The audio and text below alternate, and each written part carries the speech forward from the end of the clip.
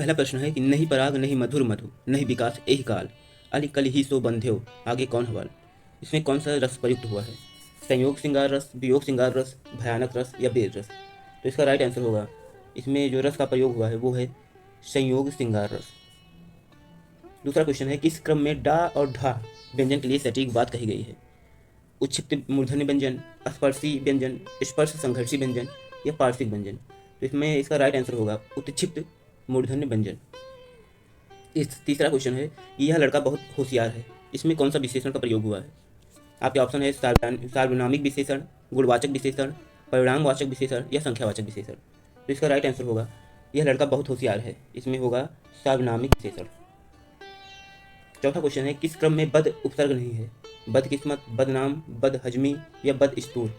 इसका right answer होगा कि बद उपसर्ग बदकिस्मत, बदनाम, बदहजमी तीनों में है, लेकिन बदस्तूर में बद उपसर्ग नहीं है।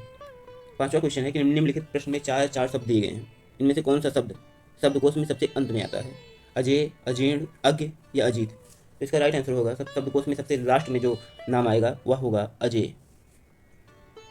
इच्छा के समानार्थी शब्द है, इच्छा के समानार्थी कौन सा शब्द है? आकांक्षा, मनोरथ, कामना या सभी।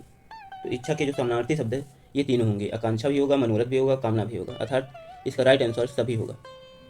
सातवां क्वेश्चन है कि निम्नलिखित प्रत्येक वाक्य के लिए दिए गए विकल्पों में से उसके प्रकार को चिन्हित कीजिए। मेरा विश्वास है कि इस योजना से हमारे देश की आर्थिक उन्नति होगी। इसमें कौन सा वाक्य है? सरल वाक्य है, संयुक्त वाक्य है, मिश्रित वाक्य है या इनमें से कोई नहीं। तो इसका राइट आंसर होगा संयुक्त वाक्य। सॉरी, इसका राइट आंसर होगा संयुक्त वाक्य नहीं होगा, इसका राइट आंसर होगा मिश्रित वाक्य। ठीक। अजीर, अजर और अजीर शब्द युग्म का सही अर्थ है आंगन, अजीर, देवता आंगन, देवता अजीर या आंगन देवता। इसका राइट आंसर होगा अजर और अजीर शब्द का जो युग्म होगा वो होगा देवता और आंगन। कीर्ति शब्द का सही अर्थ है यश, रचना, कीर्तन या निपुण। कीर्ति का राइट आंसर होगा कीर्ति शब्द का जो सही अर्थ प्रकट होता है वह यश से होता है। 10वां क्वेश्चन है कि बदबू में कौन सा उपसर्ग प्रयुक्त हुआ है? बा, बेन, बद या बा। इसका राइट आंसर होगा बदबू में बा उपसर्ग का प्रयोग हुआ है। सॉरी, बा नहीं बद उपसर्ग का प्रयोग हुआ है बदबू में। किंवदंती शब्द हेतु उपयुक्त वाक्यांश है, जो बात लोगों द्वारा कही जाती है उसे किंवदंती कहते हैं। जो बात परंपरा से परिचित हो, क्या कहा इसका पता ना हो, जिस लोक प्रचलित कथन के रचनाकार का पता ना हो। इसका राइट आंसर होगा कि किंवदंती किसे कहते हैं कि जो बात परंपरा से प्रचलित हो उसे किंवदंती कहते हैं। 12वां क्वेश्चन है मतानुसार में कौन सी संधि होगी?